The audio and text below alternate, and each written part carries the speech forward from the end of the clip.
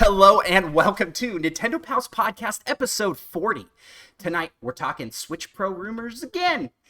And we'll also be wishing a happy birthday to our very own Micah and answering community questions since we are light on news this week. That and more.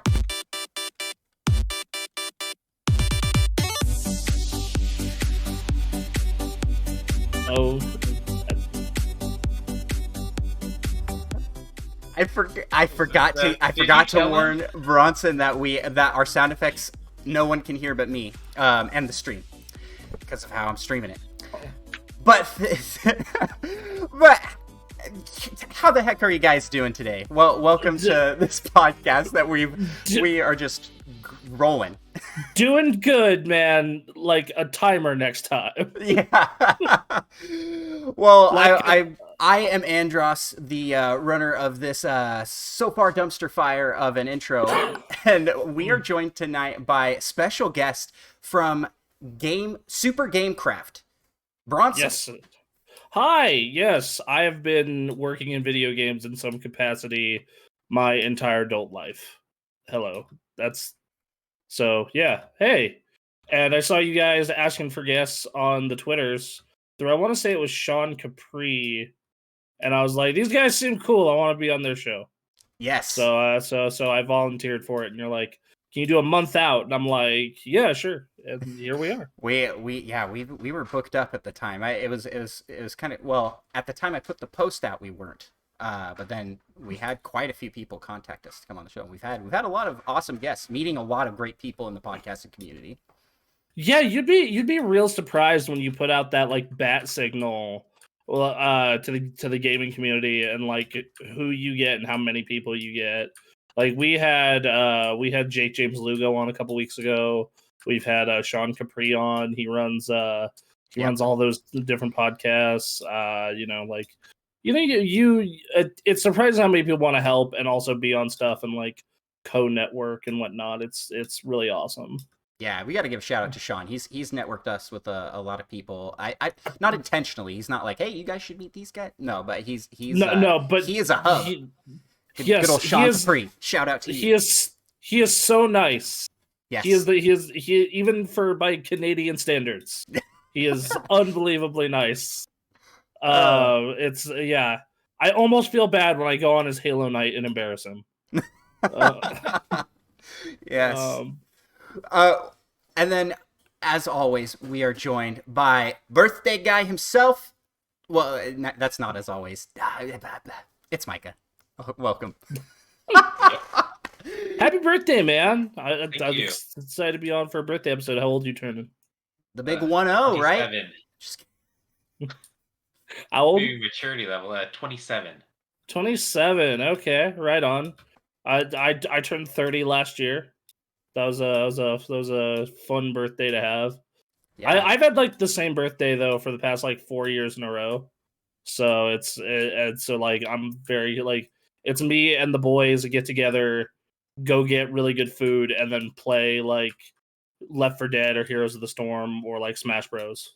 Yeah. Like every single time. Smash Bros. Birthdays are the thing for Micah and I. Yeah, for sure. Oh, it's so good. Especially when you start putting like mess around modes and whatnot. Yeah, the like couple hours in modes. You're playing regular and then you're like, hey, what if we do some special matches? yeah, just like weird rules. Everything that explodes. Yeah, just favorite. Just high smash ball on, super high. Just spawning in all the time. Super fun. It's a good time. And we got lots of happy birthdays in the chat. I don't know if you saw those, Micah, but the community is wishing you a happy birthday as well. Oh, yeah, see. Right on, man. Well, speaking of community... My internet actually cut out a little bit ago, so it refreshed, so I've missed if anyone else has said it. So thanks to everyone who has wished me a happy birthday. Well, speaking of community, if you would like to hop into the Nintendo Pals community, you can follow us on Twitter, Instagram, TikTok. We are at Nintendo Pals and at Nintendo Pals Podcast on those platforms.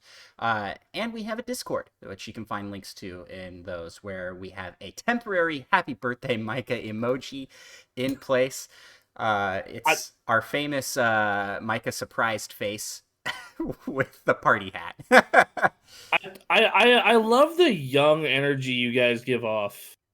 It's really good. Like the fact that you guys have a TikTok. It's just like, oh like, man, I am such an old man on TikTok. Let me tell dude. you, I am bad at it. just Aaron and I don't have a TikTok, and like our like we just come off as just like old men all the time.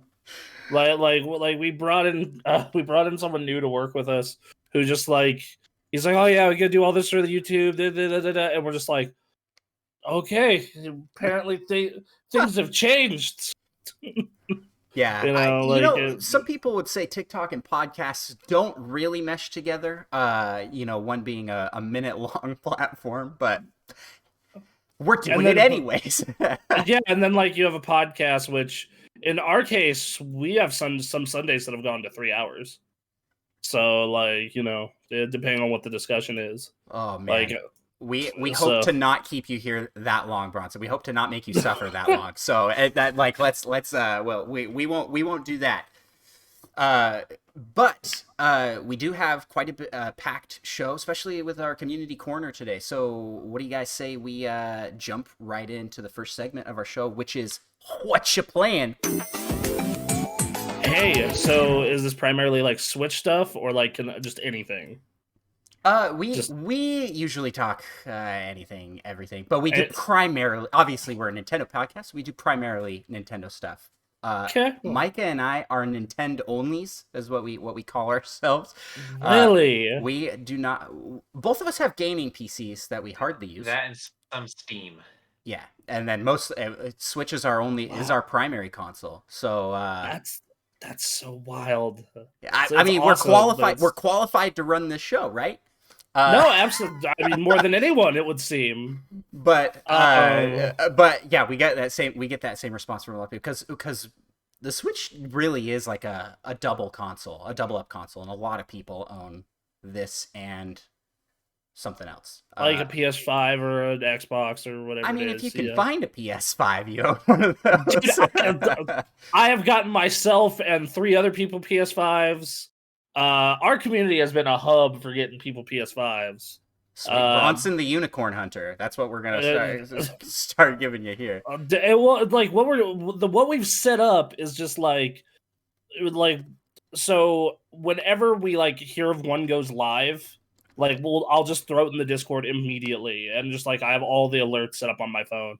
Same thing with like Xboxes. So like the second one goes up, and I know someone in the community is looking for one, I let them know immediately. Nice. So yeah, like I actually my Series X I actually got in a really weird fashion. All right. Yeah, like my Series X I bought off Facebook Marketplace, but it was only for $50 more than retail. Was it new? Yeah, or it was opened once. So and I asked the guy what the deal with it was, and he's like, "Oh, I just don't have time for it. I got it for Christmas, and we like played it Christmas Day, and then I haven't touched it since." And I'm just like, okay, but yeah, I asked, like, he was asking for $600, which after tax, that's only $50 more than you normally pay, and like he's like met in this Home Depot parking lot on his way to work. Gave him the cash, and I checked Microsoft's website. It's never been registered for the warranty, so I have the warranty on it and all this other stuff. And I was like, "This is weird, but okay." Nice. Marketplace. I've scored some sweet deals on some Switch games on Marketplace. After they announced the Mario Party update, I picked it up for like $25. Nice. A used copy from. I got my PS5 through our community because Sony apparently knows me as like one of their top customers because I got the email for like, "Hey man, we'll hook you up with a pre-order like on our queue system. You're good." But I gave it to a friend of mine because this was right before the 3080 was coming out, and I thought I was gonna buy a 3080. So, that's another unicorn. That unicorn I can't hunt for you. I can get you a console. I can't get you that. So, but this was before it launched. I thought, oh, dude, I've gotten I got my 1080 at launch, I got my 780 at launch. There'll be no problem. So I gave him my PS5 pre-order. Didn't get the video card. Saw the price of the video cards and everything. Think, well, that sucks. Missed out on the PlayStation. And someone in our community is like, "Hey, I got a pre-order through Best Buy, but I just got the email from Sony. Does anyone here want it?" And I'm like, "Dude, I'll take it." Yeah, nice. Nice. Yeah, that's how I ended up being super next gen. Yeah, man, you got everything.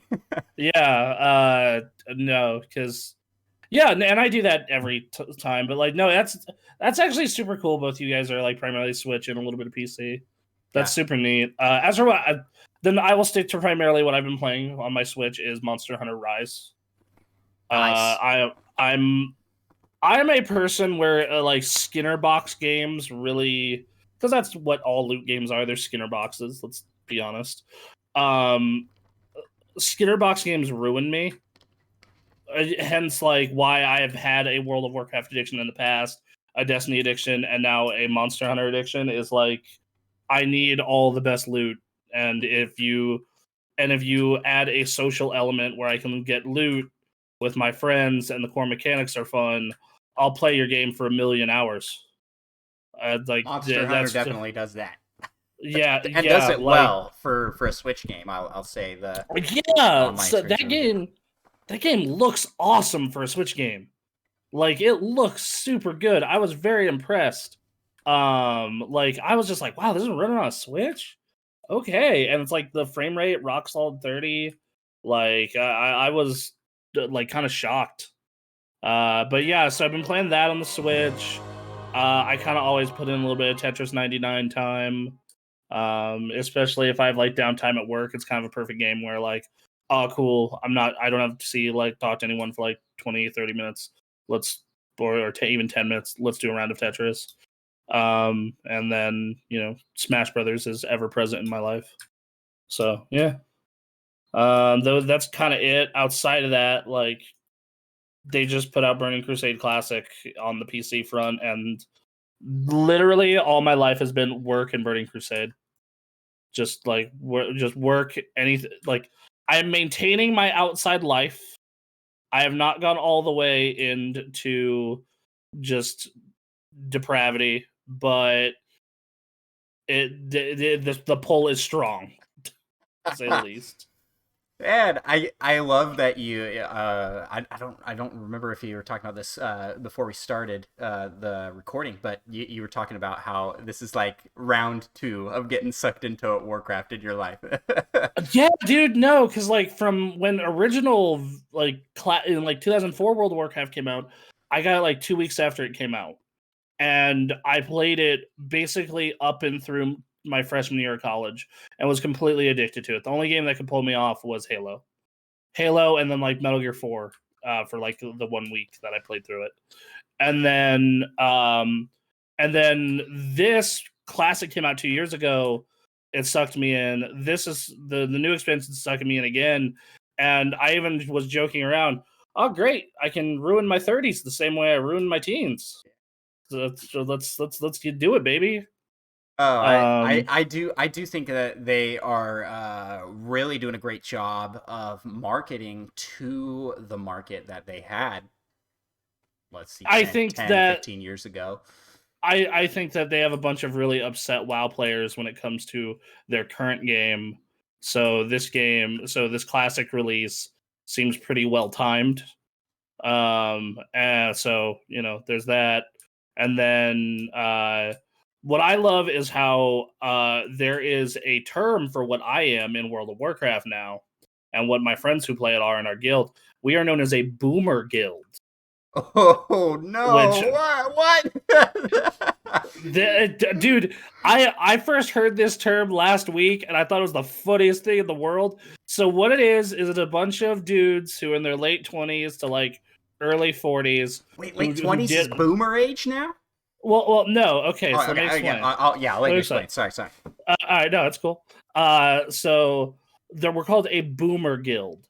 And what it is it's a bunch of dudes who are probably late 20s to early 40s who did this the original time around and kind of like laugh at, like, when people are like new do certain things or ask certain questions that we find funny. And our guild is named Dude Where's the Mailbox? Because we saw, when we were forming the guild, we saw a new player ask that exact question, and we just all thought it was funny.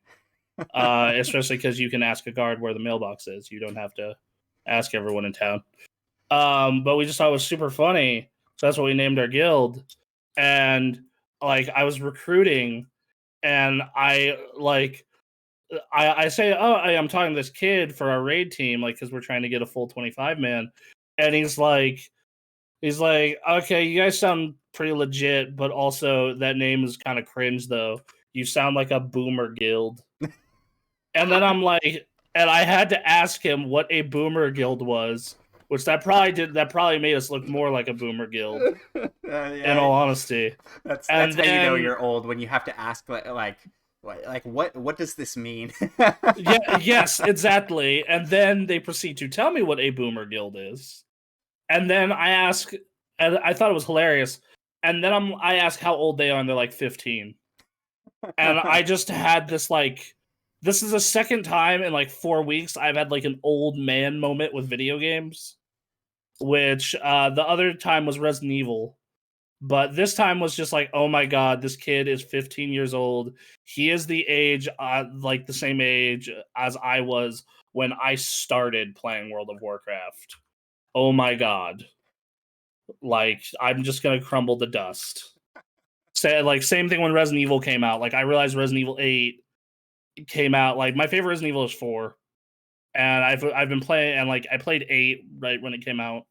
And I realized that Resident Evil 4 came out 15 years ago.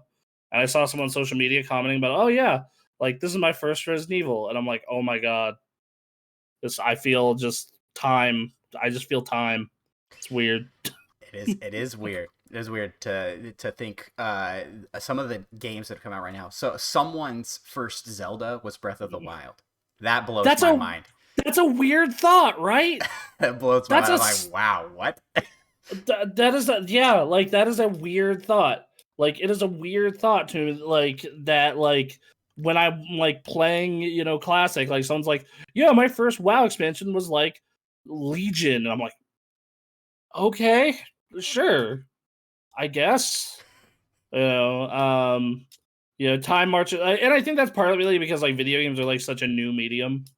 Like, we don't do that with like films.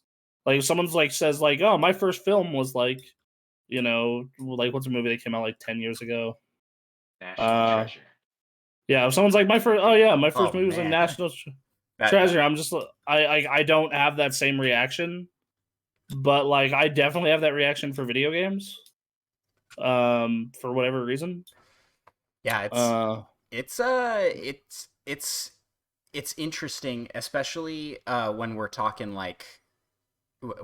about games that are continuous development. Like we're getting to this point where games like Warcraft have been out for years.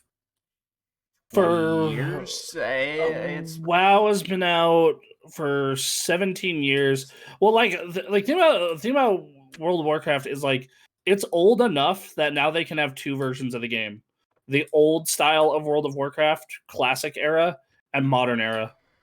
Think about how bananas that is. It's weird to think about games like so a really popular one right now with kids and teens is Minecraft.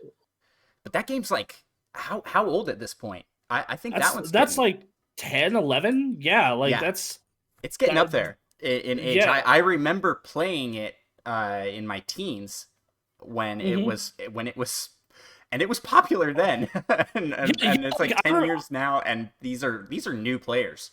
Because I remember when it came out. Like, it came out when I first started like writing and podcasting about games, and it was starting to get popular, and I was at the Gamer Access, and just it didn't appeal to me personally. So but we kept getting like all these like emails like, are you guys gonna cover Minecraft? This new Minecraft thing.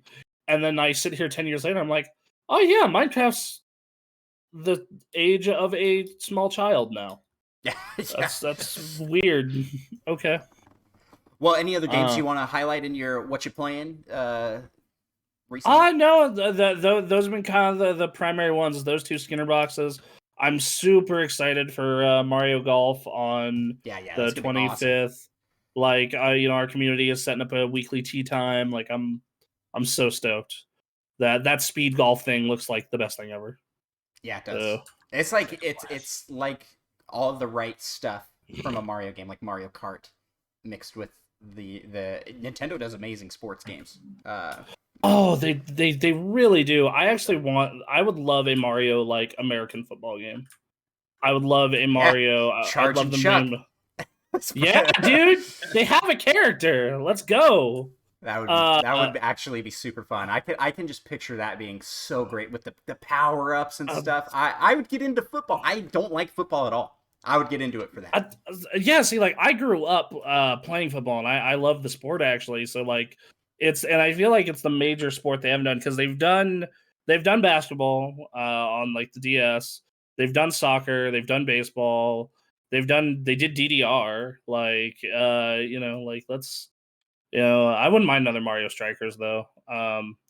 Mario Kart's always good. Mario Kart has probably one of our best community night streams ever because we got rickrolled.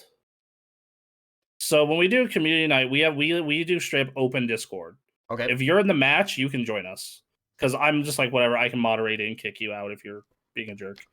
And this dude came on that was in a match with us and saw that we were streaming and just started playing Never Gonna Give You Up.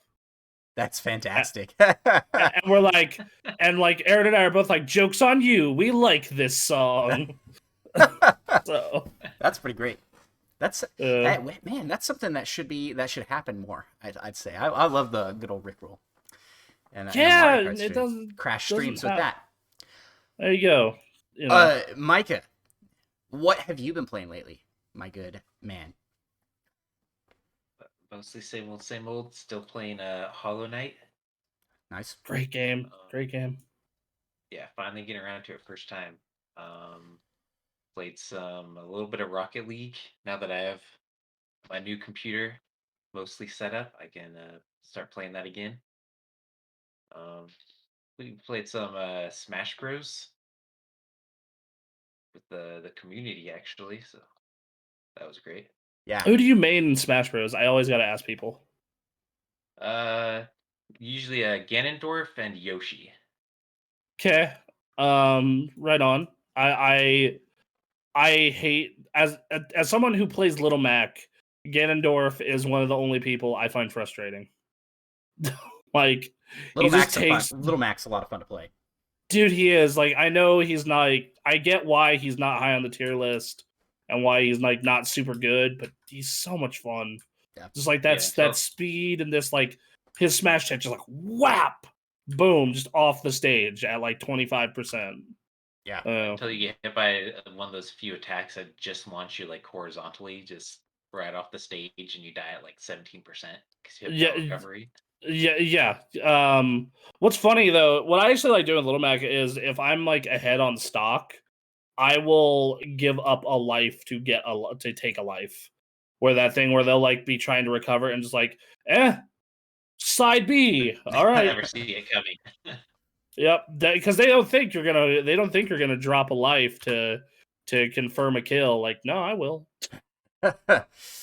Yeah. I main typically I will main in Ultimate Wii Fit Trainer and Ike. Those are my go-tos.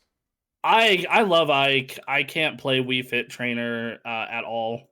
I love how moveset's just so weird. I love how goofy the character is. It's inhumanly perfect running, and you're hanging on the ledge and he's doing chin-ups. It's just so funny. I played it as a joke, and then people are like, "You're pretty good as this character." Like, yeah. So I remember when Wii Fit Trainer got announced, and I saw a meme which was like you know how they have the slogans for each character, and the one for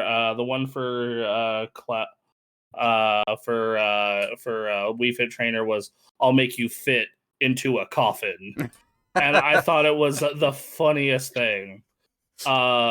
Just like how with they showed Villager like with a really intense face. It's like, does this look like the face of Mercy? Yeah. Like when Smash 4 was getting announced, it was so many good memes. Yes. So many I A+ love the memes. cinematics, which I'm really looking forward to a Smash reveal at E3. They're always a treat. Sakurai goes all out with his announcements. He goes so hard. I love it. I love it so much. I can't wait. Like I'm so curious to one if we're gonna get another season. Like that's the first thing is like, are we getting another season? Mm-hmm. And what are the last characters? Mm-hmm. Because like most of the characters have been really awesome. Yeah. Like the only ones that I'm just not a Minecraft guy, so like that one I was like, it's like I like it because it makes this is making a lot of people mad. But other than that, like Bronson, that's the only one I've bought. Steve. But I totally get it, because like Minecraft is kind of viewed as a new game, even though we were just talking about how it's like 10 plus years old, and it's kind of viewed as like, oh, that's for kids. But it's like the most popular game ever.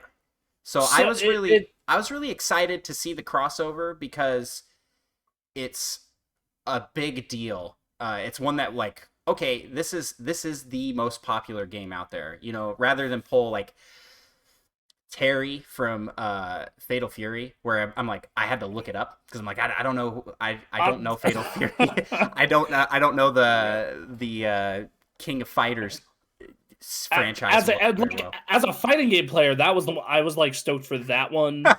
I was just like, and like once again, that was another one where people were getting like mad, and I was like, no, this is great. Yeah, this is awesome. I am never disappointed in I could say maybe I thought Byleth was a hilarious ender to a fighter pass. Like, okay, another Fire Emblem character. But I'm excited for every character they bring in, because they do so great. Even Byleth is so fun to play.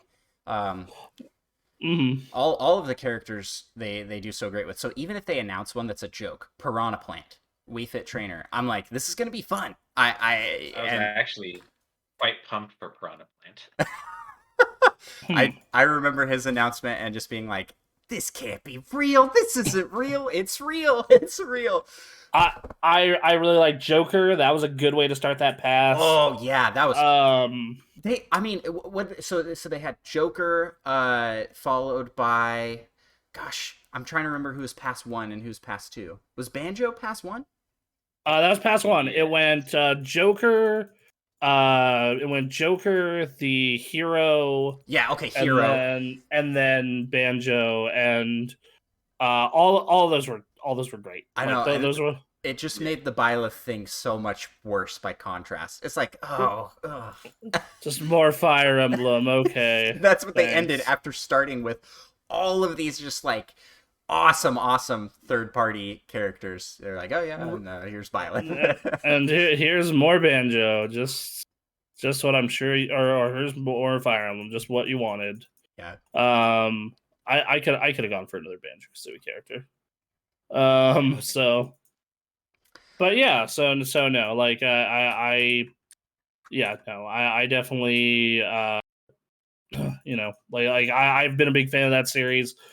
This is probably the most I've enjoyed Smash since Melee, also, as a whole, and I think a lot of that has to do with the fact that they do have a really good roster. They keep adding good characters. It's very good balance between single player and multiplayer content. Yeah, and the roster's constantly being tweaked for balancing. It feels very much built to be a competitive fighting game.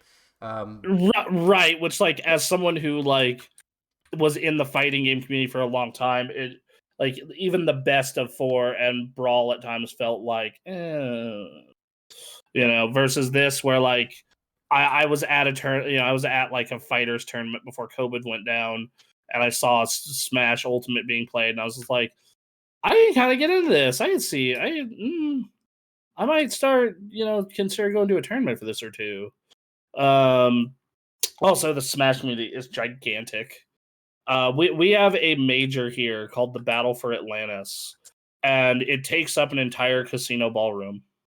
Wow. And half of the ballroom is Smash Brothers, Melee, and Ultimate, and the other half is every other fighting game that is being played competitively. Yeah, and it is that's a pretty big space. I picture it like those casino ballrooms are huge, like real big. Like we are running like 5 movie theater size projectors in that thing. Yeah. And like I was like half of it, the entirety of the FGC, the other half just Smash Brothers. That's I mean, Smash Bros brings people to those kinds of events. You see that with a lot of the big events for fighting games. Smash Bros. When they're general fighting games with like a mix, Smash Bros. Will always be a big pull. Yeah. Like the only time you ever see it otherwise is like at Evo, the Street Fighter community will like draw a bigger crowd. The first year Dragon Ball Fighters was out, drew a bigger crowd, but otherwise that's almost never the case. So yeah, like it's, I don't know, man. It is what it is, I guess. But yeah. Micah, anyway, Micah, do you have anything else you want to highlight in your what you playing list? We played some Stick Fight, which I think we got for like $1 or something. Yes, it's a great little, that is now on Switch, by the kind of way. party game. Yeah, that is now on Switch. That's been ported to Switch. Fantastic little multiplayer fighter game. Super fun. Definitely I'll have to look it up. It's just very chaotic. Yeah. Yeah, it's a four-player brawler, like single screen brawler, similar to Smash Bros, I guess, in that regard. But the sticks are very like physics based. The stick figures, kind of ragdoll like. And yeah, just an absolute blast of a game to play online. And the online worked really well for us. I was kind of surprised by that. Yeah, so I guess last will be me. I have played quite a bit this week. One thing I want to highlight is Boomerang Fu, which is my son and I have been having an absolute blast playing the multiplayer on that, which you can do teams. So we'll be on the same team against computers. And we have beat the hardest difficulty of computers now. So I was pretty proud of us as a team for being able to do that, because it gets pretty tough playing on the hardest difficulty setting. That one's a blast. Love the combining of power-ups that they do in that, and the more I play, the more fun I have coming up with different combos. You can pick up to 3 power-ups, and some of them interact with each other, and others are more standalone. My favorite combo is multi-boomerang, so when you throw, the boomerang explodes into multiple at the end, combined with an explosion. So each of your boomerangs kind of does this like beep, beep, beep, beep, beep, and then blows up. So it splits, and then does all of those do the doop, doop, doop, doop. And then if you combine that with fire or ice, the explosion causes enemies nearby to catch on fire or to freeze. And it is such a broken combo. So whenever I get that combination, I'll just not pick up any more power-ups the rest of the game. We have a lot of fun with it. Besides that, also played some Mario 3D World. Still working my way through that. Oh, that game is so good. Yes, we're on World 7, which is like the first Bowser's Castle world before you get to the I don't know what it's called, the big Bowser City. Oh, I know you're talking the casino area. Yes. Yep. Yeah. Okay. Yeah. And then after that, I have never made it past that. But so I'm doing 2 games. One with my wife where we're going 100%, trying to collect everything, complete all the levels. Champions Road, all that good stuff. Yes. So that's where we're at in that one. Whereas my son, on his account, he's not going for everything. So we jumped through multiple. We're just skipping through a lot of stuff. and we just made it to the bonus world afterwards. I didn't know there was a bonus world. I was wondering. I was like, looks like there's a lot more stamps to collect. So wonder where you get those. That there's. You have a long way to go, sir. I know. I was like, oh, I'm almost Champions Road. I'm very excited to try out Champions Road. I've only played it once on the Wii U on Micah's system back in the day, and I want to beat it. I want to play through that one and beat it, but it's still so far off. It's like they keep moving the flagpole even further back. There's a literal level of that, in fact. Yes. Besides that.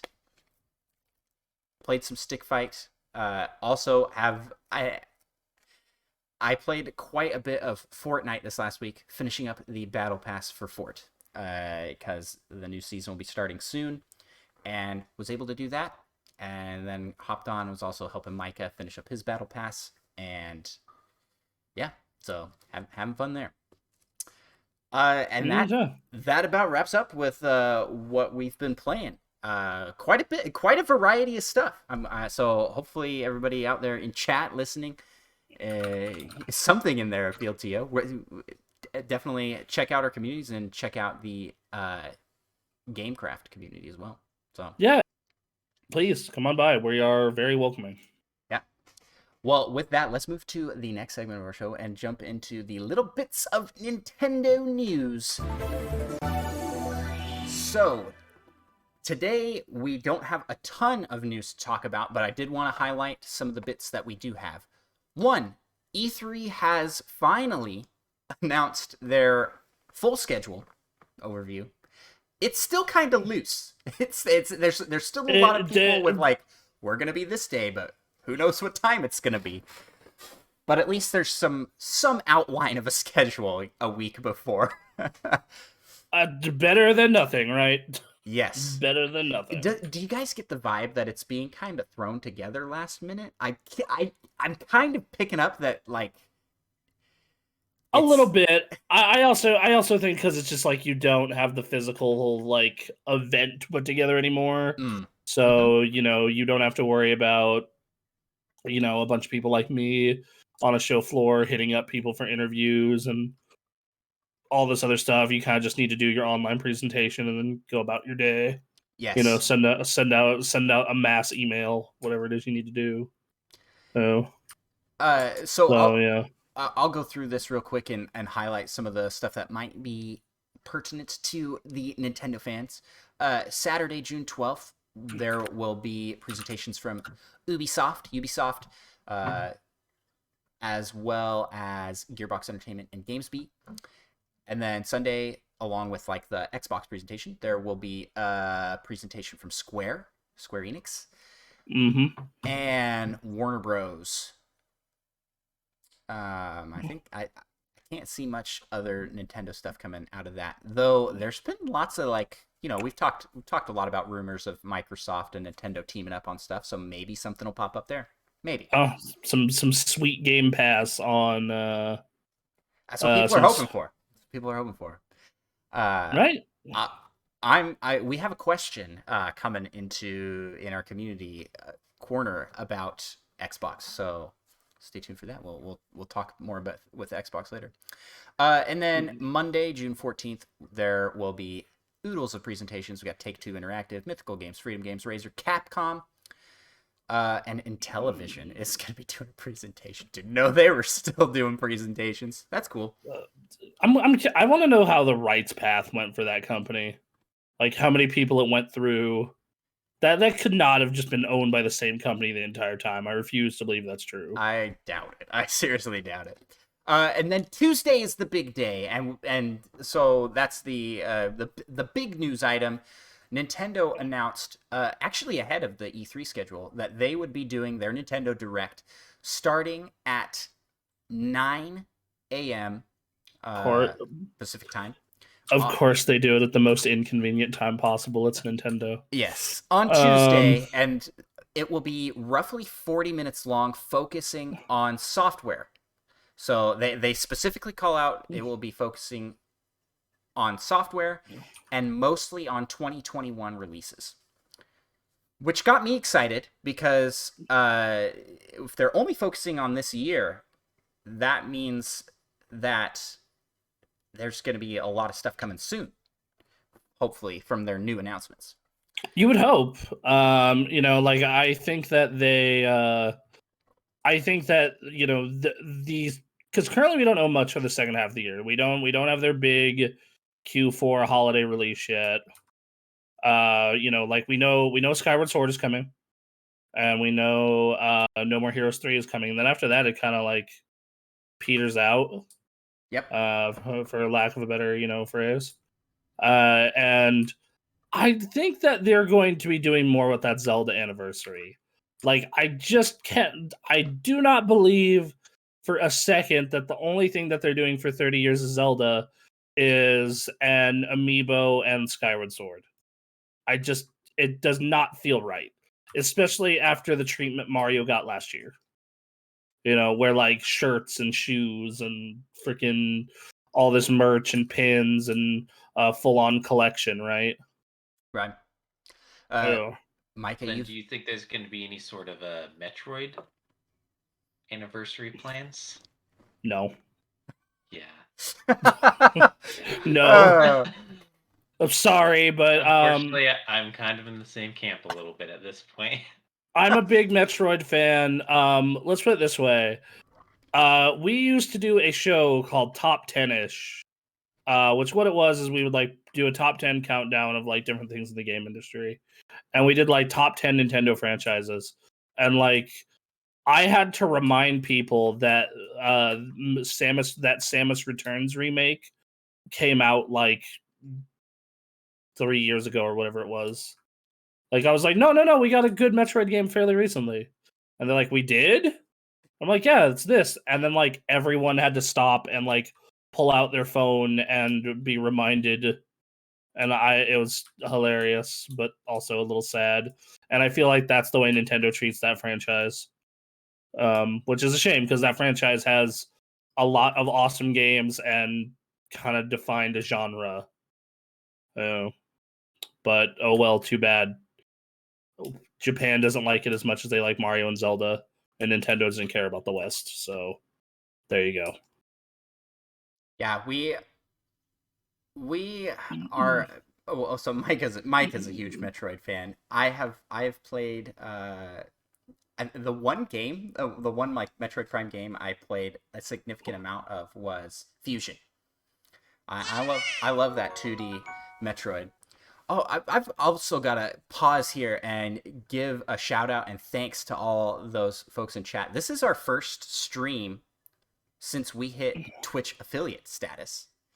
Nice. And so we got a sub. So thank you for that. Thank you for that sub. I think that was from I'm not sure what you want to go by here. QTH12. Thank you for that. And then we also have some follows. We got Massively Gaming and Jim Servo in the chat. Welcome. Oh, so you just hit affiliate this month? Yes. Yep. All right, so I'm gonna do this then. Hold on. You're popping over. So thank you guys for the help reaching that goal. There you go. Nice. Thanks for popping over there and doing that. You got a gift to your sub. There you go. Someone enjoy that. Enjoy those emotes. But yeah, so so like I would love for them to like show Metroid 4 and do a Metroid Prime 4 and do a big anniversary thing. And I love Metroid Fusion too. I think it's an underrated game. No one ever talks about it. It's a shame. So the rumors are that there's a 2D Metroid in the works, and I would absolutely love to see a Fusion remake or the sequel, because it kind of left on a cliffhanger. Yeah, I would love that. Be a lot of fun. So the whole E3 schedule. I did want to also shout out that they're after the presentation, which they said roughly would be 40 minutes, I believe. They're going to do a 3-hour long treehouse live, which gets me pretty excited I mean, it could really be anything. They could be playing Bakugan. They've done that before.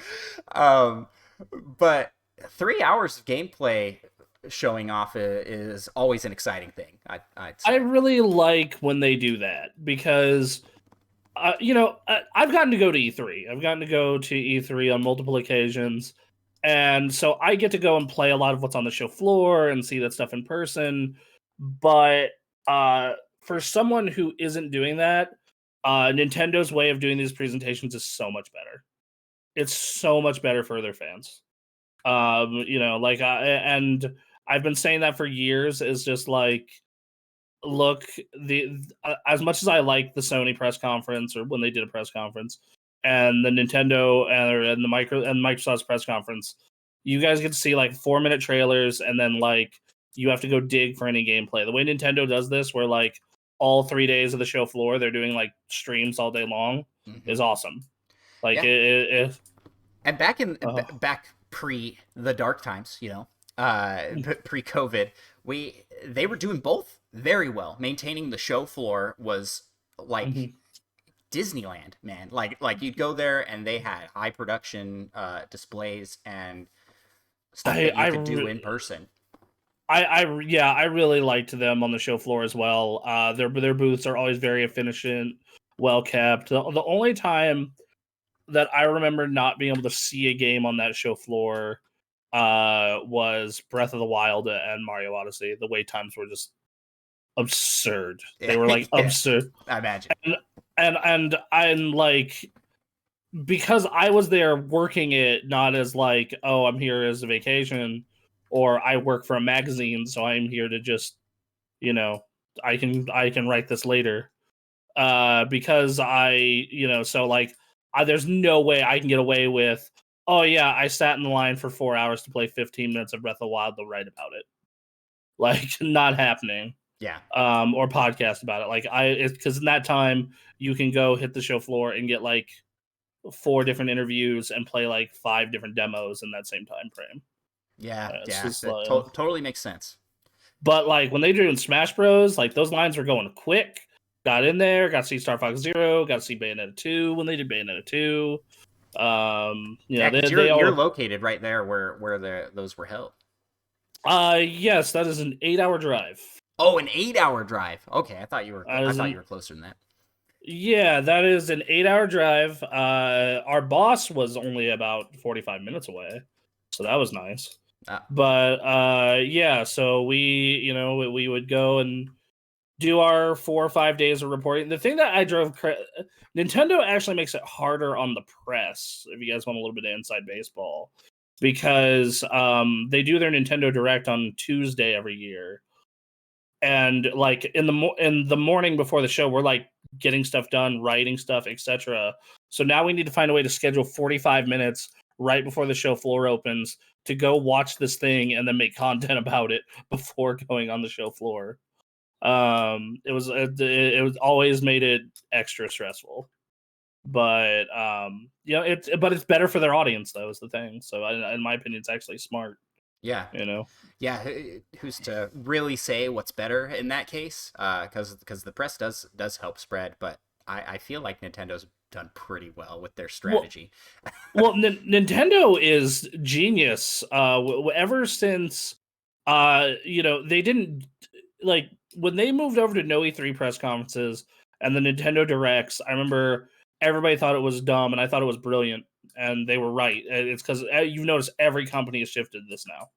Sony has their State of Play. Microsoft has their, XO meetup thing, whatever it's called. So on and so forth. We were noting that everybody's doing it, but I don't know if everybody's doing it as good. Mike and I were talking about that in our last episode. It was like, not everybody needs to do this. I'd say. I think it's the future. I think we're going to see less and less. Like, I think the only, like the last E3 that was like a real E3 2019, the only one of those there were 2 press conferences I thought that were worth watching were Microsoft and Square. And then like everything else, I was like, this, you could have crammed this into a 15-minute video and just thrown it up on the internet. Well, you didn't need to make me sit through 2 hours of this, or 90 minutes of this or whatever it was. Like that EA press conference. Oh, painful. Yeah. Yeah, no, and then just like from a fan perspective, it's better because like you don't have to they don't have to go report on it or write on it or do anything about it. They're just boom in out there. Wham bam, thank you, ma'am. So like they just get to see the content and then get to see these long gameplay demos. Yeah. Oh. So Micah, anything you want to shout out or highlight about the direct coming up on Tuesday?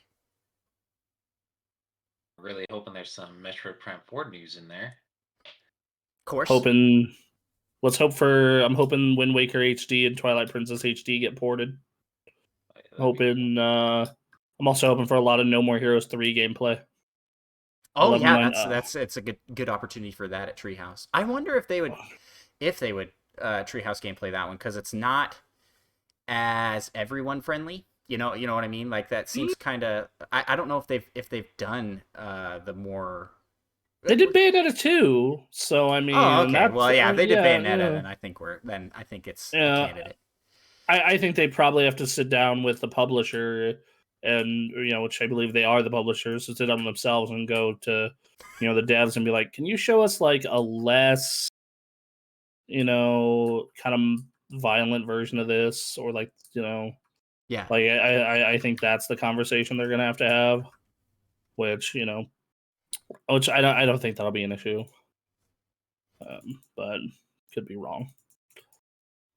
Well, that is all we have really to cover for news this week. So let's move over to the out of the realm of news and into the realm of rumor. Okay. Alrighty. So I have a note here that we all need to get our grain of salt ready. Actually, you're gonna need more of like a rock-sized grain of salt, because just those bags that you use to like fix your driveway after it snows. Yeah, one of those. Yeah, you'll need one of those, because we are talking yet again about the Switch Pro. Now we've talked. This is the highlight of the rumor mill for the past forever since the Switch came out. But we talked about this last time. Bloomberg reported that there was the potential of the Switch Pro getting announced. I mean, Nintendo likes money, so I could see that. Yes. And leakers and influencers and everybody with a pulse that has a Nintendo Switch has been predicting that the Switch Pro would launch today, basically every day since that article came out. It's like, oh, it's coming today. It's coming today. It's coming today. Every day seems less likely. I know the big one was, I mean, maybe someone in chat can correct me if it is out. I'm going to be really disappointed that I've been podcasting and not watching whatever that presentation is. I mean, I get updates from Twitter, and my Twitter would be banging if one of those happens. So. Right. I just feel like my phone would just be like constantly going once it comes out. The thing is, like, it's been predicted every single day, and there has been some like stuff pop up to make it seem kind of credible, like store listings popping up for Amazon, some retailer in France, for the new Nintendo Switch Pro. I just don't understand entirely why they wouldn't put one out. But go on. Like we'll continue with that portion of the rumor, because like. So that's where I'm seeing some like credible hints, but but it's buried under people going, it's coming out this day or this time and will be launched this month, and I just there's a lot of people trying to jump in on the leaking train when it kind of cracks me up, because I've seen some prominent leakers are now backpedaling on predictions, because yesterday was supposedly the day it was going to come out, with pre-orders going live at midnight either last night or tonight. That there were a lot of people banking on that. And I mean, Nintendo's based out of Seattle. We still have another 5 hours, so it makes me laugh because I do get the vibe that Nintendo knows that people are looking for it, because you see these Twitter posts that are like, say hello to the Kikwi, and it's like a Skyward Sword, or a post of a trailer for DC superhero girls Teen Power. I just want them to like rickroll everyone. Dude, I love rampant trolling from social media teams. It is the just absolute best. I'm just waiting for a "that's done" ban over there post. That's what I'm waiting for. That's done ban over there. Oh, the thing is like, the only thing I really have to complain about with the regular Switch is its battery life is not great. And which is a fair complaint. and then like, so its battery life isn't great, and then like, I wish the screen was a little better, because like, I have an iPhone 12 Pro Max, and like, I have all these really nice high-end screens, and then like, the Switch screen is like fine for what it is, but like, once you get used to using like other super like high res, high fidelity screens and like OLED screens, and you go back to it, it's really hard, man. So like, those are the kind of the two things I like look at, because a lot of the big Switch games I like aren't about horsepower.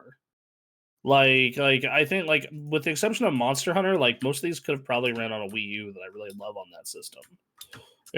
Like, so I'm like, not. I don't think they need like all that much more horsepower, other than to like cater to some third parties. And I look at the games that sell on it, and they're not exactly like big hardware pushers either. Like, Animal Crossing was the #1 game of the pandemic, and oh man, that game, you need a real 3080 to run that, don't you, boy? Yeah, no. Can you imagine? So, it's like the pants. Play on your 36-inch screen. Well. I can see every hair on Tom Nook's head. Yeah. Yeah. So yeah, like, I never understood like this demand and obsession with a Switch Pro, other than like some fixed battery life would be nice. Yeah. And then I see all these rumors come out, and I'm just like, eh. And then why would they? Because the system's selling so well, right? Like, that's the other thing I'm very confused by, is like, that thing is selling like gangbusters still. Like, my roommate bought 2. Like, they bought a light and a regular one. Like, almost everyone I know has bought one or wants to buy one. Yep. And it's just like, I don't understand the like obsession with getting with the general games audience and games press being like, we need a Switch Pro immediately. And I'm like, do we really? Yeah, I'm 100%. I'm 100% in agreement on that, because I don't see a need for one. But if one comes out, you bet I'm gonna be hyped for that, and I'll be picking it up, whatever it is. Even if it's minor revisions, like you're saying, like increased battery life, maybe a slightly better screen, maybe they get rid of the bezel. There's been rumors of that. It doesn't even have to do like the 4K output, any of that stuff. No, because the games I enjoy on the Switch aren't. I mean, I love how Breath of the Wild runs and looks. Like, it services the gameplay is what's king like in these cases. Like, my big complaint with Breath of the Wild is like, I wish the frame rate stayed stable all the time, but that's a very like minor complaint in the grand scheme of things. Yeah, and I'd say most of the Switch audience won't even notice, because that's the thing, is like, if you're not playing. I am definitely not one to notice frame rate drops like some people might. I'm not gonna say I don't notice, because Age of Calamity, I noticed the frame rate drops on that. But for games like Breath of the Wild, I don't recall, and I've played it pretty recently, and I don't recall any experiences where I was like, yeah, there was a little bit of drop there. I guess I'm too engrossed in the game.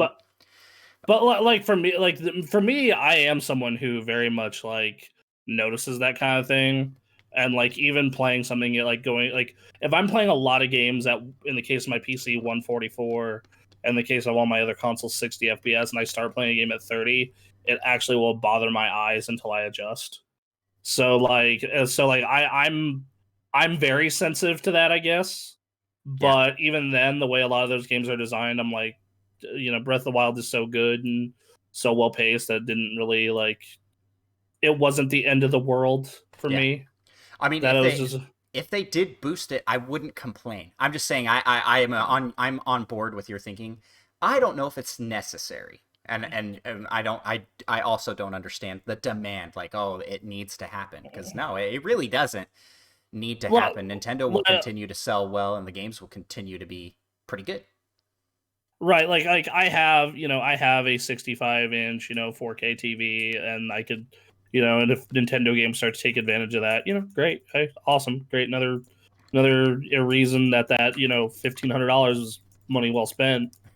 But like if they continue to say games are going to continue to run at 1080 at 30, I'm like, yeah, okay, like that's fine. Mikey, you've been pretty quiet, but I know you have opinions on this. What are your thoughts on the whole Switch Pro? Say you just have to not own nice things, and then you don't even notice. I was that's like that's the thing is like I got spoiled, right? Like I got one of them their jobs that ended up paying me pretty well when I got into insurance, and then I got spoiled. So now there's no going back. Yeah. So what are your thoughts, Micah, on the Switch Pro scenario as it stands with the leaks coming every day, or the predictions that it'll be coming out every day, and the supposed midnight launch yesterday or today? Yeah, well, it seemed like the first leak that said it was coming out like a week ago or something is like, oh, maybe that's true, and then the next one's like, oh, it's actually like 2 days after that or whatever, and each one just seemed to be a little less likely. So now I just don't believe anything that anyone says about the Switch Pro. Yeah, I am kind of in that same boat. I definitely will keep like the alerts out, because I am deathly afraid of losing out on a pre-order opportunity. Like that's really what I'm concerned about in this case, is if it is real and it launches sneakily, like this Zelda amiibo, the Zelda special edition Joy-Cons, gone, instantly gone. I have nearly frozen to death twice for a Nintendo system. I hate the way they do this. I hate it every time. It is the absolute worst. I wish they would just do what Microsoft did for the X Series X and Series S, which is we're putting the pre-orders up on these days and these times. Be available, get in a queue. That's it. Like, I hate that Nintendo does this every single time, where they're like, it's going to happen at a random time. Be ready, or you're not getting one. Yeah. And then, oh, did you not get one? All right, well, I hope you want to go to Best Buy at 12 at night on a Tuesday so you can freeze to death, because we launched our system in March or in February for some reason. Oh my gosh, it was so cold. I sat outside for that. Dude, for my I have the Majora's Mask new 3DS XL. I got up at 5. A sweet looking 3DS, by the way. Yeah, it's a good special edition. I love it, but I woke up at 5 a.m. and nearly froze to death to get it. And then my Switch, I got right at launch, day one. I got with a copy of Zelda and a 128 gig memory card, and that was another case of I nearly froze to death outside of Best Buy, because like I'm from Reno, Nevada. It's cold during the winter here, man. We're in the mountains. Mm-hmm. Like, it sucks. Yeah, so you think of that area as hot, but that desert at night is frigid, and then in the winter it's still winter. It's cold. Especially because like we're up in the mountains. Like Reno, Nevada is 45 minutes from Lake Tahoe. Okay, like it's not like Vegas, where like Vegas during March, like it'd be a little chilly. Like you have to wear a hoodie, but like I'm in like a thick hoodie and a long sweatshirt, and I'm like, I'm sitting there reading a book, like doing a wall sit, freezing to death. I actually ordered a pizza for the line because I just wanted food that was hot. Yeah. This is bringing back the memories of driving around. At the time, I was living in Idaho, which is like, it was so cold. I remember sitting outside of Best Buy with several blankets over the top of me because no one, once one person got out of their car to go stand in line, everybody had to go get out. And I was like, man. So we're all waiting. We actually split to go to different stores with our friend group. Man, it was, yeah, I agree that it is not great. The online, I also am not really digging. K9 in chat points out negative there is bots and scalpers. Yeah, that also sucks. But the thing is, if they do those websites properly, because here's the thing, if they do, because the scalpers are going to get this the other way as well, because they're going to find out, they're going to just okay, 100 bots to whatever the website was, like that. So no matter what, you're going to have that.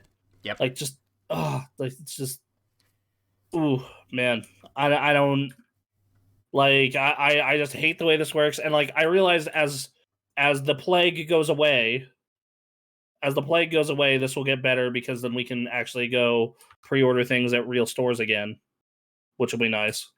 I'm a big online shopper as is, but it has made getting hardware suck massively. Mm-hmm. It's bad for hardware. Yeah. Software, it's whatever. Okay, cool. That means I just have to sit outside of a Best Buy and have them come out to my car. No biggie.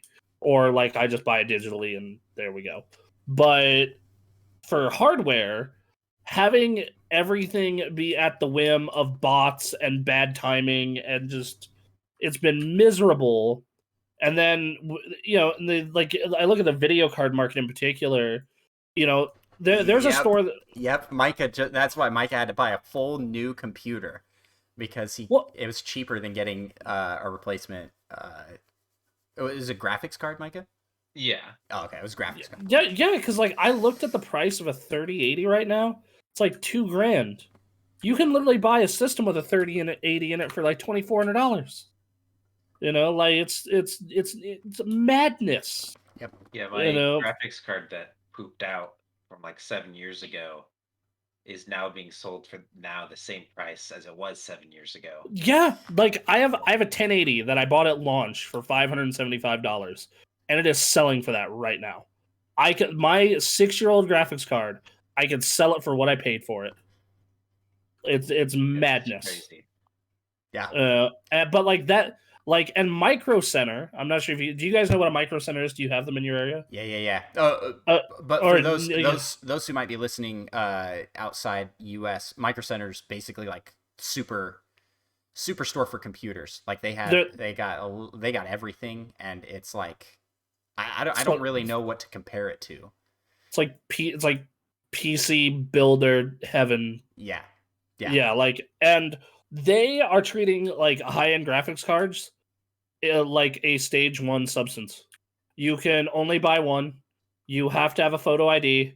They take your ID and write it down front and back and put you into their system before you can buy a graphics card. Wow. And it because they want to limit it to just one. Yeah. And I'm sitting here and the nearest Micro Center is 7 hours away.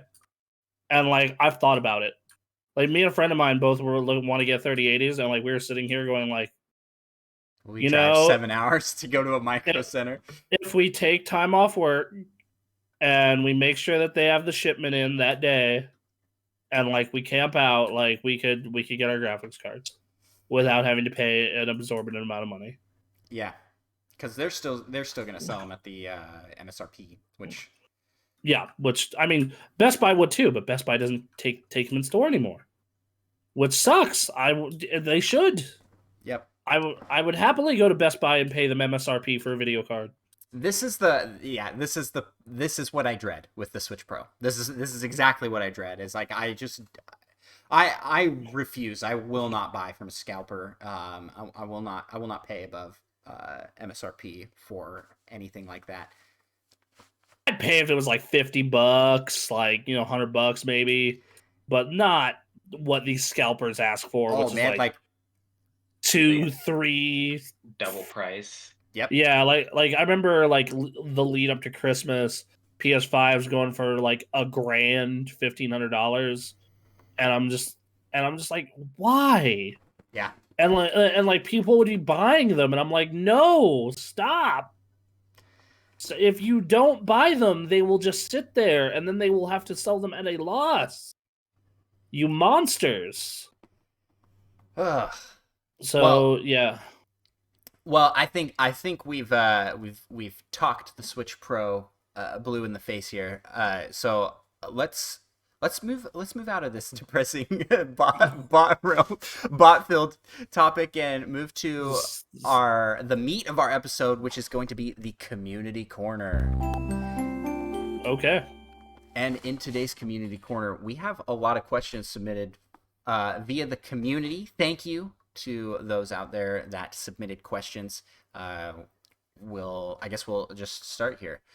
This first one comes from Seth, our buddy from the All N podcast. He asks, what are some Xbox exclusive games that you would like to see make their way to Switch? Games that have only ever been on Xbox consoles. Oh, I got a lot of these. I actually think the Xbox brand is really underrated and has some really good stuff on it. Like number one is like Viva Pinata. Okay, yeah, Like, that makes a lot of sense to me. Yeah. Like Viva Pinata would be great. I think that, getting, like all the old Banjo games back and Conquer back would be good. Like I think Cameo could be really cool. I think that they are, they already did Ori and the Blind Forest and Will the Wisps. So, And Cuphead has come over as well. So I think like you do maybe Shadow Complex as well, if you want to go that route. Trying to think of what else they have throughout their entire history, because they're not going to do like Gears or Halo or like Forza. I don't think so. I could see the original Halo trilogy coming over. I've predicted that before on the show, with them porting those over. I think like the original trilogy, because weren't those all either on Xbox and Xbox 360? I think Halo 3 was they were, but like the thing is like they have the MCC now, like the Master Chief Collection, and I don't see them splitting that community as the thing. So like I think that if they were to do that, they'd have to find a way to get the MCC to run on Switch. Like that's the MCC would have to be significantly downgraded to run on Switch. I think, because that one includes Halo 4 as well. 4, and it includes 4, and it also includes Reach in that one? Reach. Yeah, Reach. They just added Reach to it. So yeah, like and those were those were 360, but like because that they upgraded them to 1080p and put them at 60 FPS. Those don't always run great on regular Xbox Ones. So like I could see them having kind of some trouble on a Switch. Yeah. Unless they just said, okay, hey, we're doing a dynamic res on this. We're losing some of the upgrades with it. Maybe that'll be the route they'd go.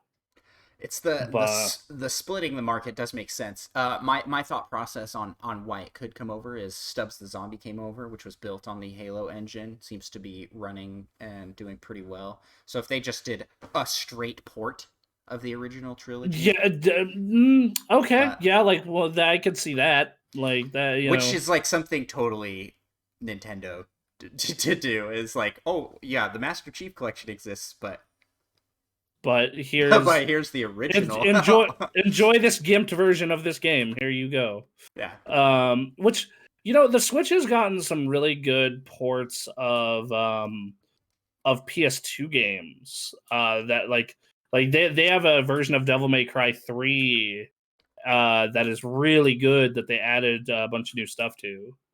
And same thing with God, what's it called? Resident Evil 4. Oh yeah. So I can see it. Micah, you got any games you can think? It's Sea of Thieves. Seems like that would be. If they could get it to, I think they could get that game to run. It's funny. Our community used to have a weekly community night for that game. It's an amazing game. I love it. I've heard a lot of great things. I haven't tried that one myself. Interested, if you can get 3 friends, like the hard part is like learning the base mechanics and how everything works. But like once you learn how everything like functions and whatnot, and you have like a real solid group, oh, it's awesome. It's like we had like weeks and weeks and weeks of where like that was just our primary game for community nights. Like community night turned into pirate night. It was amazing. That's a good time.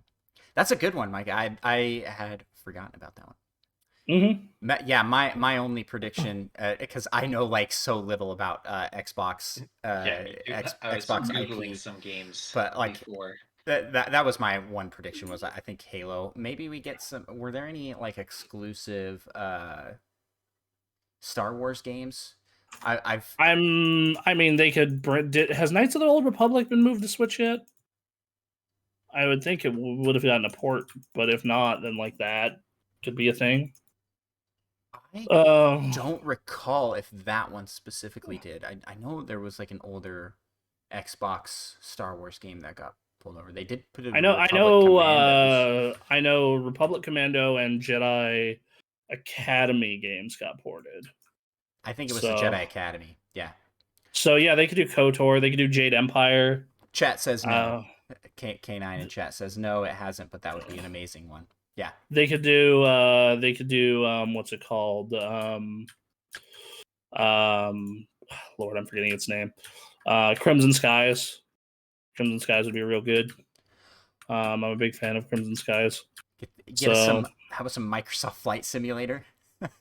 If they could get it to run, I don't know how the hell they would, but if they could figure it out, I'd be super into it. I'm wondering, because we're talking a lot of like older stuff, if there's anything new that we could see come over. Because I could see like I would have to pull up my Xbox One, my Series X, or whatever, the Microsoft ecosystem, whatever that thing is called. The Microsoft ecosystem, and see kind of what indie games they have. Hold on, I have Game Pass for my PC, so Halo Wars. I can see them doing the Halo RTS games, especially the first one. That would actually be pretty awesome, because there's not really a fantastic RTS game besides Pikmin, if that counts. Pikmin's awesome. I love Pikmin. Battletoads. They could do Battletoads. Oh, that is a good pick. That was actually one of my top 5 games of last year. I really enjoyed it. Our buddy Justin Masson from the Nintendo Dads has been predicting for a long time and really wants Jedi Fallen Order, like a cloud version. Okay. Hi, Nintendo Dads. I know of them also through Sean. Yeah. So there we go, Sean the Connector. The rest of the stuff is kind of like a bunch of indie stuff that's already been like ported. Like that's the thing. It's like a bunch of indie stuff that's already been ported over. Yeah. So like it's, if you want to start going like really old stuff that they have the rights to, like or had, is like Geometry Wars. I think that's a pretty good list. Seth and his crew are going to be doing a top 5 for their podcast on what they'd like to see come over. So I'll be interested to see what kind of crossover we have with some of the stuff we brought up here. Yeah, heck yeah. Our next question comes from ElPeeDee. Mike, I'll ask you this one first, and then we can go round robin, Bronson and myself. Warioware gimmick ideas. what will it be like? Will it be like 1-2 switch? Micah, what are your thoughts? I mean, I don't even know. I mean, I feel like they could definitely do more with the HD Rumble, as they termed it. Mm-hmm. I feel like we heard a lot about that when the Switch was first coming out, and it It doesn't seem like much has really used it. Yeah, especially with Sony like hyping up their new their dual sense Adaptive tech. triggers and Their things insane happening. controller. Yeah. Yeah. So I'd definitely like to see more stuff using that. Right. I really so do you think they would do something like Mario Party where it requires just the Joy-Cons? Oh yeah, I can see them doing a game Yeah. like that.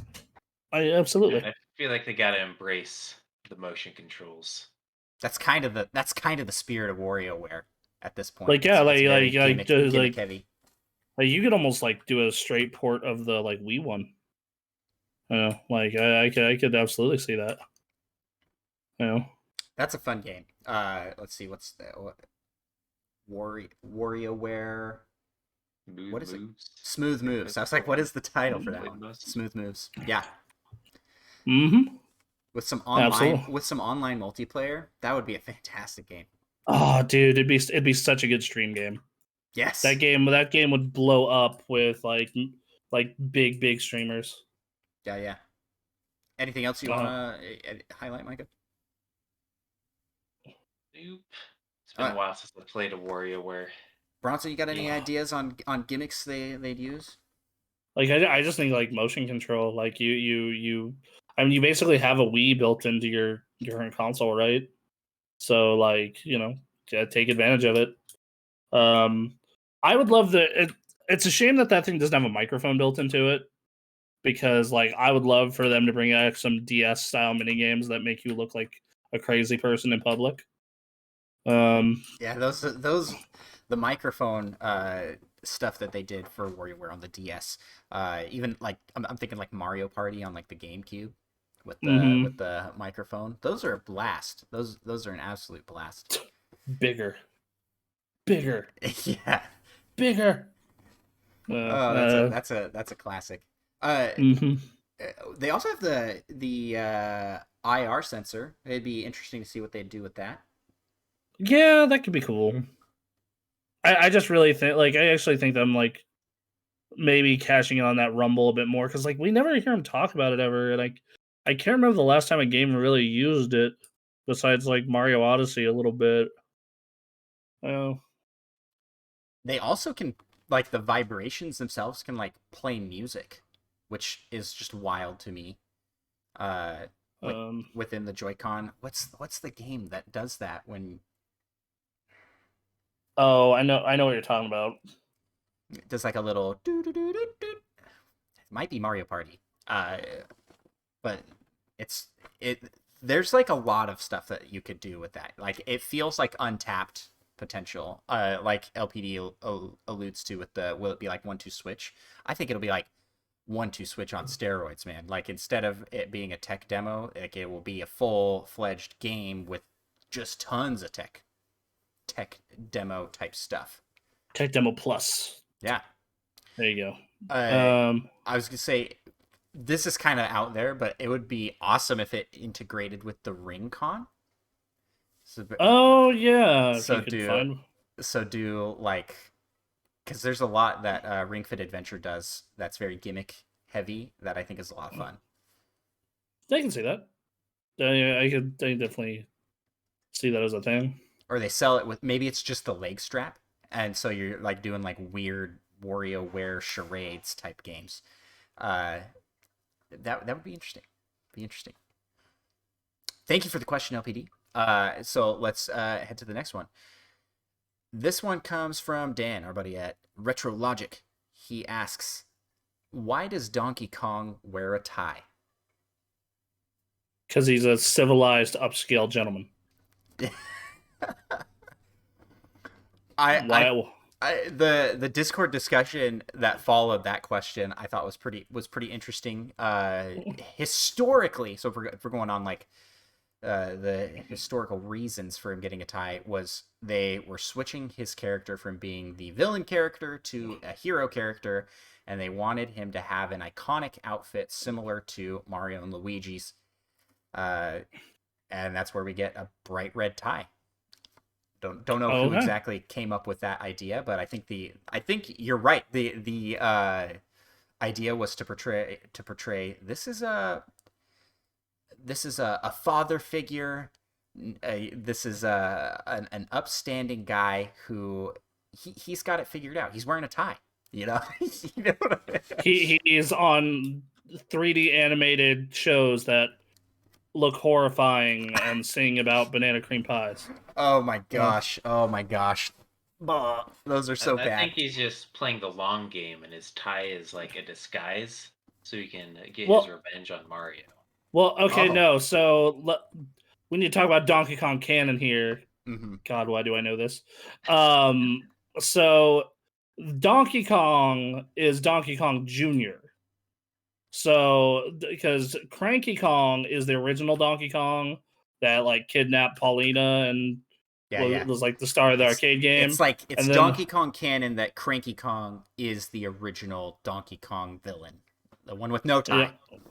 Yes. So no, like this Donkey Kong is literally just an upscale gentleman. Yeah. He has never been the bad guy. So there you go. In those like Mario versus the Minis, was he a bad guy in that? I don't know. I never played those. Yeah, those don't count. I think it was like a demo or something. Yeah, I think he wanted to distinguish himself from his. Is Cranky Kong his father or his grandfather? I want to say it's his grandfather. I want to say it's his grandfather. Yeah. Donkey Kong Jr. is his dad, and Donkey Kong Jr. wore a tank top. So I don't know. What I thought was funny is like doing a little bit of research. All of the Kong characters wear clothes. All of them wear shirts except for Donkey Kong.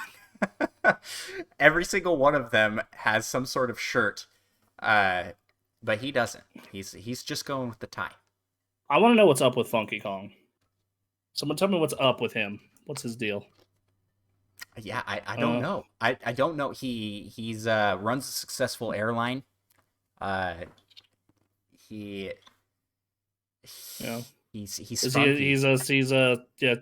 he is all about the funk and nothing but the funk. Yeah. Can't stop the funk. He sells you items during a crisis, which seems like kind of a dick move. He's like the secret dealer, kind of the weapons dealer of the Donkey Kong series. Yeah, like he's just like, hey man, I know you need help saving this island, and we're like supposedly pay me first or something. Yeah, like we're supposedly family homies. Oh, but you still want coins for all this? But like I'm saving the island. Okay, I'm gonna make a buck first, I guess. I mean, he did come in and help out in Funky Kong mode and Tropical Freeze on the Switch. Yeah, but that same game, he's also getting paid. Follow the money.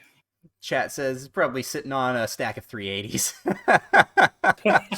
He's a Bitcoin miner. That's how he got so wealthy. Gosh, He has a bunch of 3080s. Hashing out Bitcoin. So thank you for the question, Dan. Love talking lore, and let's talk some more lore with this next question here from Chris HL94 asks, I get to the end of Star Fox 64 and I'm wondering why Andross is only a head and two hands, and follow-up question, why is he a robot? Because he's a scientist and he decided he wanted to live and exist forever, and I don't know why he just decided to make himself a head and hands. That part's weird, but so the like lore behind Andross is he originally was a head top notch scientist and upstanding citizen on Corneria, right, and somehow like through he started down a path with experimentation that exposed him to some sort of I want to say it exposed him to some sort of radiation. I hope I'm not making this up, but I'm pretty sure this is all like canon backstory for Andros. And that started him on a quest to like ascend as a life form to be the greatest life form. And apparently that ascension, you just lose the whole body. You're just hands and head. So it's a result of scientific experimentation. That, and he is also on, gosh, I cannot remember the name of the planet that he inhabits. Is it Planet X? Something like that, which is super hostile and not livable. May explain the need to kind of become more machine than man. Those are my off the cuff canon. I know a lot of random lore. I spend a lot of time reading about game lore, especially on the Nintendo stuff. And so Star Fox, I mean, I got to know a little bit about Andros, right? Like being Andros is my handle. I just figured mad scientist. Of course, he turned himself into a robot. Yeah. I never understood the giant head and hands thing. Yeah, because he's also like not wholly a robot, because the phases you fight him in, he at one point turns into like a just giant brain and eye. So I think it's just... that would make him a cyborg. Yeah, Andros is a cyborg. There you go. Okay. I think that it's the exposure to that radiation that just furthered the experiments until he got to the point he's at. So avoid that radiation, kids. Doesn't make you Spider-Man. Could turn you into a giant floating head in space instead. Brain monster. I mean, that doesn't sound all that bad. Only I have the brains to rule the Lilat system, Star Fox. That game is too good. Okay, well, let's move out of the lore and let's talk some Captain Toad. This question comes this question comes from DatFast. He asks, "What do you think about more Captain Toad DLC or a sequel?"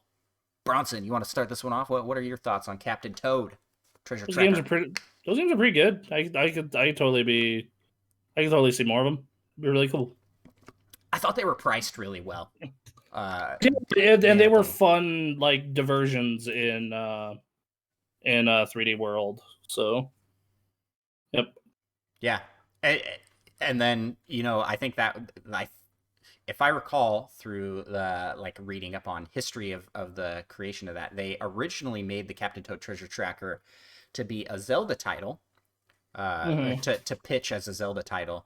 Miyamoto was like, no, but you can put it in as a mini game in this new Mario game that you guys are working on. So they did that, and it was pretty well received. So they're like, let's make a whole game out of it, and it's all based off of like puzzle boxes. I think a sequel. I think it sold well enough that it could totally get a sequel. It always did seem like a good, like, kind of cheap side project that would be fairly easy to put out. Yeah. So I don't see why not. Yeah. Yeah, maybe a mobile game for Captain Toad Treasure Tracker. This seems very like small little size puzzles. Yeah, like that'd be kind of perfect. And then you could do like get, because they have to have mobile game monetization in it, right? So like, have some like, oh hey, unlock more of something by paying X amount. Yeah. Yeah, there you go. Got to think of the business end. I feel like that game would be ripe for that, because puzzle games are just rampant on mobile platforms. But I don't think there's anything quite like Captain Toad, where it's like the 3D move around to solve the puzzle. Micah, did you pick up Captain Toad Treasure Tracker? I can't remember. I have not. Well, the new Mario 3D World on Switch included 4-player co-op for that. So you could, or in the original game, you could only play single player for those Captain Toad levels. It's kind of a bummer when you're playing with someone. Yeah. I'll say it's not awesome because of how the camera works is still there's only one camera, and so everybody's kind of running around. It gets a little jumbled. But the fact that it's there, and that they put co-op in the treasure tracker port for Switch makes me think they could do a sequel that has up to 4-player multiplayer. I could totally see that. I could also totally see like a more full-fledged adventure with Captain Toad, following that same style, but maybe bigger. So I don't know exactly what that would entail. Maybe it'd be kind of like Mario Galaxy. You solve a planet puzzle and then move to the next. That gets you so that you can launch to the next planet. Something like that. Could totally see that. More DLC though. What do you guys think on that? I kind of think that it's a little late to get more DLC. Yeah, I think it's kind of done, but I think a new game or add-on games, like Yeah, I like I can more see. likely they just come out with a second. Captain Toad Treasure Tracker. Force the 2 in there. No, you want to know the? Let me tell you the number one. I have the number one Nintendo naming failure is not calling it Splatoon. It's the number one. I was so mad that like the fools they did not take advantage of that when they could. That is that I don't think I'll ever be able to look at that title again and be satisfied. Yeah, that is a crime. That is a crime right there.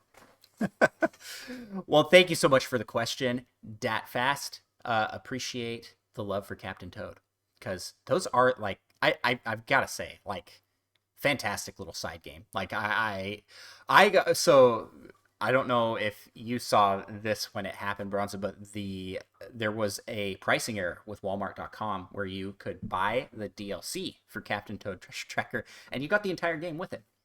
So I got Captain Toad Treasure Tracker for $5. Bummer, did not capitalize on that. I didn't think it was real. And I felt so bad because someone in the community pointed it out to us, and I was like, oh, I'll try it. And it sat in the like back ordered for like 12 hours before it was like, okay, this is no longer on back order, and you got it. And it came with, and at that point I was fully expecting it to just be the DLC, like they'd fixed the problem, and that was why they had pulled it off. But no, I got the whole game still, and they quickly fixed that problem. Someone at Walmart went rogue that day and was like, Captain Toad needs more success. Just fire someone's last day. Just Yeah, they're like, what's my favorite Switch game? Captain Toad Treasure Tracker. Send it to everybody for $5. There you go. Yeah, we had a good time with that. Our last question that comes from Spider Shan, and he highlights. He says, "Now that you're all set up for streaming, thanks for the mention there, Spider Shan. We are, and awesome. We're now Twitch affiliates. Woohoo! What game from your childhood do you wish you could stream now and have it be new, a new, fresh experience for yourself?" Childhood. I can start with this one because I got my answer right off the bat. Legend of Zelda: Ocarina of Time. I would absolutely love to play through that game for the first time again, especially on a stream. Block. No, because I still haven't beat Block, so it will be like the first time when I do eventually. I'm going to stream it eventually, but I haven't played yet. I got two. So I'm gonna stick it to with Nintendo because the show. One would be Wind Waker. And the other one was another GameCube game, Metal Gear: The Twin Snakes. Okay. I would love to have that twist blow my mind all over again. You enjoy all the killing, that's why. Yeah, there you go. That's what I'm looking for. Yeah, like if I could have like some plot twists just erased from my memory so that I could experience them again. That enough. I would play through the game again just to be able to have that. Those are some of the best. Yeah, well, like Persona 4 when you figure out who the killer is. Yeah, there you go. That's what I'm talking about. I'm thinking like originally when I found out Sheik is Zelda. That's a good one. That one's not spoilers. Thanks to Smash Bros. They ruined it. Chrono Trigger, when Chrono dies and you just have to roll with the regular party for a while, like sans him. Like, there's a lot of twists in Chrono. There's a lot of twists. I haven't played Chrono Trigger yet, so let's not spoil that too much, because but I know there's a lot of twists. You need to get on that immediately. Yes. I'm like sitting here just waiting for it to come to Switch in some fashion. I'm really hopeful that they do a 2D HD thing for that, like they're doing with Dragon Quest 3. Like, I think it would look so good. Maybe. But currently the only system I could play it on is Steam, which is like the worst version of do you have a Wii U? I do have a Wii U. Is it on the? It's on the Virtual Console, I think. Oh boy! Hold on, let me check. I may be going and buying that. I really want that one.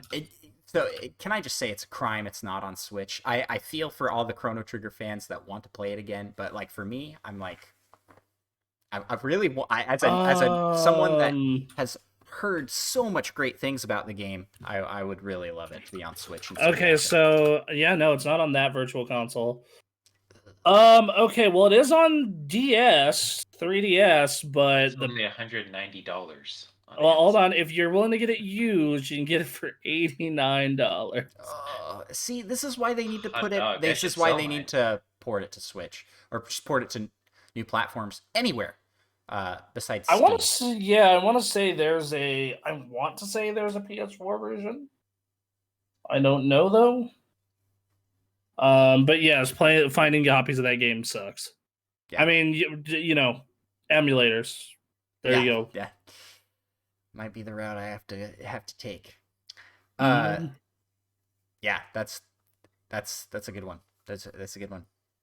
So your answers are both GameCube games, which I'm sure Micah is thrilled about. That's his go-to. Mm-hmm. Like the best system. Micah, it's a super good system. What's your game you would like to stream now, having never played before? Or that you have played before? They're kind of the obvious, like Metro Prime, Luigi's Mansion. So Golden Sun, I think, would be high on that list. But I'm gonna actually say some really random game that probably no one here has heard of, Croc 2. I've heard of Croc. I have not played the first one. I've only played the second one, but I played that like more times as a child. Gotta find a way to sneak that into the show. He was talking to me about this post-show one day, and he's like, "Have you ever heard of Croc 2?" I'm like, "No. What is this?"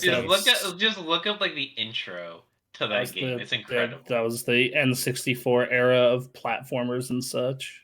Yeah, it was like before. It was probably before I even had a GameCube. I don't even know. I have to wonder. I do have to wonder though if it would be fun to play that now. Cause like good question. A 3D. I can't picture myself picking up like a 3D platformer from the N64 that I'd never played before and having fun with it. Crash 2 and 3 hold up fairly well. I know those aren't N64 games, but the same era. But yeah, it's like that era of 3D platforming. Mario 64 holds up pretty well. Banjo and Kazooie hold up okay. I've tried. So, I can't get into Banjo Kazooie. No, I didn't play them in their prime. I'm like, but like I think like Crash in particular holds up really well in my mind. Like I played that Crash trilogy and like not so much 1 because it feels cheap, but like 2 and 3 like holds up pretty well. I do think Ocarina of Time still holds up. It does, dude. We did back when I was back at the Gamer Access. We did our friend Ray had never played through it. Okay. Or any Zelda game for that matter. So we decided we were gonna make him let's play Ocarina of Time, and just absolutely. And I was replaying on 3DS at the same time, and this was about 4 years ago now, and like we both loved it. Still holds up great, everything. Yeah, that's a that is yeah, I'm really hopeful for that to come to Switch as well, because I want to play it again. I think it's been enough time that I could play it again and have some surprises come back. Fair enough. Well, fantastic answers to the questions. I mean, maybe Croc too wasn't. Definitely look. It's your birthday. I'll let it pass. I'll let it pass. I feel like we should have been talking more about your birthday this whole episode. But you're an old man now, so the big 5-0. We don't talk about your birthday. Sometimes. I played some pickleball. It was like a month ago now, but that is like a 50-year-old sport. Like a 50-year-old sport to play. For real though, I was practically the youngest person there, but we're just like swapping teams and just like playing with a bunch of random people, and one of them was 15. I never just randomly felt so old in my entire life. I was like, I'm almost double this person's age. Like, it's like Bronson was talking about earlier with the boomer guilds, man. You're like, this guy's 15. He's playing. It's probably because I also just felt so young compared to almost everyone else in their like 60s, 70s, and whatnot. This is a weird spot to be age-wise, I'd say. Mm-hmm. You're young, but you're old. Like I've got kids. And I'm like seeing, oh my gosh. So my son, is really into Nintendo music right now. Really into it. Walking around today, gosh, what song was he singing? I think it was the Saria song from Ocarina of Time. Mm-hmm. So he's just singing da da da da da da at the top of his lungs, singing that around the house. And he goes, Dad, this song's from, gosh, what is the game called? I am blanking on it, right? Nintendo Land. He's like, this song's from Nintendo Land, right? And I'm like, oh, man. See, that's your chance as a father to educate. It's okay. Yeah, no, yeah. Did you just ground him on the spot? Like, how dare Yeah, that's how we educate in our house. We're like, go to your room. You don't know what song this is? No bed tonight. No. I will be back with the belt later. This is where I'm like, man, I really want all of these games to be available on new platforms. Showing him Mario 64 through the 3D All-Stars collection, so fun. He loves it. He thinks it's really cool to play these songs and to play these games with characters he loves from games now, like Mario Odyssey. That's his first Mario game is Mario Odyssey. I just gotta send you Croc and see if he loves that as well. I'm sure This game was actually kind of rage-inducing as a child. There were some very difficult parts. I'm sure 3D platforming in that era was just inherently difficult. It's like it's just no one knew what to do. You couldn't control cameras, homie. Yeah, that's why. Or if you were lucky, you had a recentering of the camera. Yeah, the Z button, Z targeting, recentering your camera. Oh lordy. Oh man, those are the days. Those are the days. Well, that about wraps up our show. Thank you to all those who submitted questions through the community corner. Appreciate you guys for sending stuff our way. And if you would like to hop into our community, you can do so by joining up our Discord. For now, let's close out the show here by give Bronson a chance to talk about what he does, where he comes from with his shows. So give us a plug, man. Talk about your show. Thank you for having me on, guys. This is super fun. Loved it. Dude, so what we happy to have you. It's been a blast. Yeah, absolutely. So what we do over Super Gamecraft is we're in the middle of 4 things right now. Sundays, we have our podcast. It's kind of our standard gaming show where we go over news, what we've been playing, we mess around a little bit. Occasionally we talk about anime or movies. And yeah, that's kind of our big show. That's on iTunes, twitch.tv/supergamecraft or YouTube Super Gamecraft. You'll find us. Tuesdays, we are currently watching through every MCU Marvel movie and then ranking them and reviewing them. This upcoming week, we have Thor Ragnarok and Black Panther. We're going in release order. Nice. Wednesdays, yeah, absolutely. I can't wait to watch it this weekend. Wednesday, we are currently playing through all the Halos, and Thursday is community night where we come together and play Phasmophobia or Monster Hunter or Sea of Thieves or something like that. And we're like kind of let's play general gaming channel, but like we're a bunch of old men who have all at one point or another have worked in the industry, and that's a fun time. So yeah, that's what I do. So twitch.tv/supergamecraft with a K. Same thing with the YouTube. You'll find us there. And then Super Gamecast 2 on Spotify if you want, on the iTunes if you're looking for the podcast. Nice. So, definitely go check those guys out. They've got some good stuff going and awesome little community going over there. So yeah, absolutely.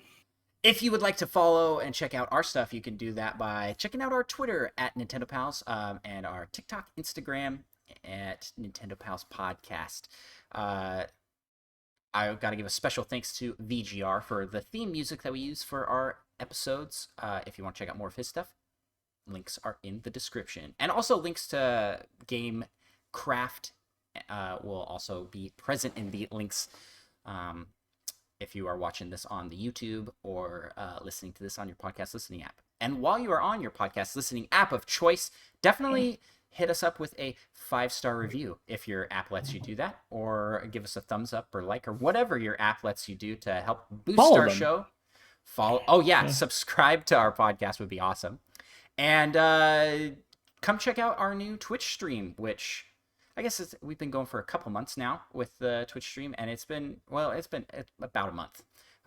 And it's been awesome. We've been having a blast over here. We're starting to throw in more gameplay into the mix. We're not on quite a schedule like Bronson's crew is, but we do stuff over here and have a good time doing games with the community. With that, am I missing anything, Micah? I think we're good. Of course, every time I say that, we're missing something. So, need to thank BGR for the music here. I think I did. Yes, I did. Yes. Obviously, I wasn't paying attention to what you were saying. Classic Mitch. Just kidding, Micah. Classic Micah. Also, as we're closing out here, again, everybody in chat, just happy birthday to Micah. Thanks for, congrats on another trip around the sun. You've done it. Survived. We're here, us and for your birthday. This is where you spent it. What a glamorous birthday. Happy birthday, man. Yeah, thank you. With that, Bronson, you want to give us our send-off?